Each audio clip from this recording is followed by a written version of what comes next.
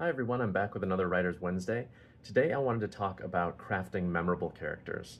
One of the things I often see with inexperienced writers is that their characters tend to blend together. They're very similar in outlook and how they talk and looks and whatnot, and so by the time you're midway through the novel, you're not exactly sure who's who.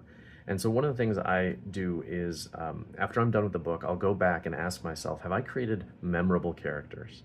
And what I mean by that is, are these characters that as I'm going through the book, I clearly know who they are and they have distinctive qualities, but I also remember them after the book is done. And the way I do that is really, I think about it as sort of a three piece layer cake. And the first is just the basics of, how they look. Do you have characters who have distinctly different looks, one tall, one short, that sort of thing. The second is their mannerisms. Is this somebody who has big grand gestures, or who's tight and hunched and speaks softly? Those types of things. And then the third is how they react to things.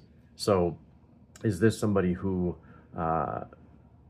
laughs loudly when they're surprised, or is this somebody who is timid? Is this somebody who is confrontational, or is this somebody who walks away from confrontation? Those sorts of things. And if you do those three things, if you build those pieces of the layer cake, then by the end of the novel, everybody is memorable and clear to the reader. And to make the point, I'll just give you a simple example.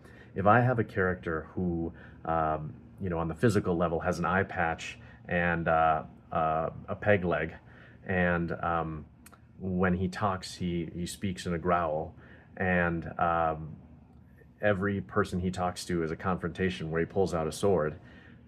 Obviously that's an over-the-top absurd character, but it's one you're going to remember. And so obviously you don't want to go to that extreme, but I think it makes the point really well of the character I just described. Maybe not a good character, but he's certainly a memorable one. And so just taking a step back and asking yourself, have I created memorable characters that the reader will identify with, be able to differentiate as they're reading through the story, and then remember after the story is over? If you can do those things, then you've got yourself a good character. That's my Writer's Wednesday for this week. Hope you have a great week.